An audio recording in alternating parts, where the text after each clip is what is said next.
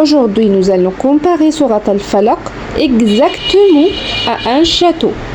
Surat Al-Falaq est comme un château qui nous protège des ennemis. Alors, de combien d'ennemis Surat Al-Falaq nous protège-t-elle? Elle nous protège de 4 ennemis. Viens, au début, on dit Surat Al-Falaq. Bismillahirrahmanirrahim. Qul a'udhu bi rabbil falaq. Quand on dit Qul a'udhu bi rabbil falaq, c'est-à-dire que je cherche protection auprès du Seigneur de l'eau naissante.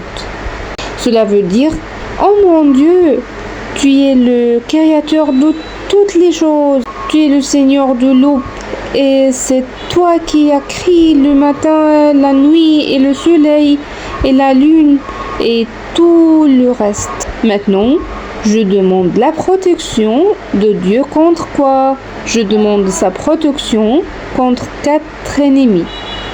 C'est quoi le premier ennemi? C'est une première chose. Je dis min sharri ma khalaq. Qu'est-ce que ça veut dire min sharri ma khalaq? C'est-à-dire que contre le mal des êtres qu'il a créés. Qu'est-ce que ça veut dire? Ça veut dire contre toutes les choses méchantes qui me font peur, contre les voleurs, les gens méchants, aussi les animaux dangereux qui peuvent me faire peur, comme les lions, les tigres et les serpents, les insectes ou n'importe quelle chose méchante qui fait peur.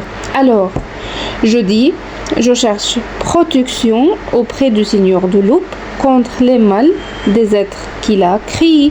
Voyons maintenant le deuxième ennemi dont Dieu nous protège et contre le mal de l'obscurité quand elle s'approfondit. Cela veut dire, oh Dieu, protège-nous de la nuit et des choses mauvaises qui arrivent pendant la nuit. Parfois, j'ai peur du noir.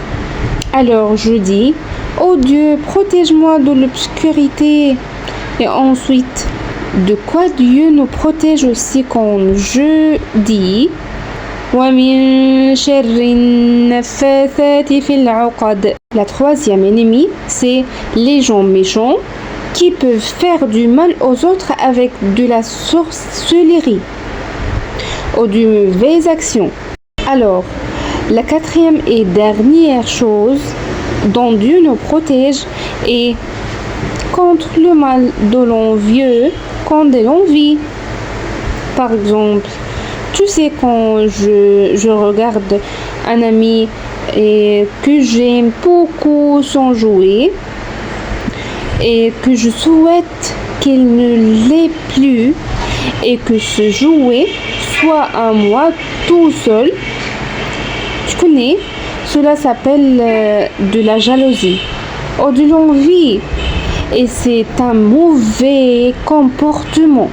Je dis, oh Dieu, protège-moi des gens jaloux car la jalousie est une mauvaise chose. Et comment faire, Miral, pour ne pas être jaloux des autres? Je dois souhaiter que cette belle chose reste chez eux et demander à Dieu de m'en donner une aussi belle chose qu'eux. Mais il ne faut jamais souhaiter que leurs belles choses disparaissent pour qu'elles deviennent à moi tout seul. Ça, c'est de la jalousie et ce n'est pas beau. Le musulman est bon et souhaite le bien pour tout le monde. Tu as bien compris maintenant? Alors, de quoi Surat Al-Falaq nous protège-t-elle, Yamiral?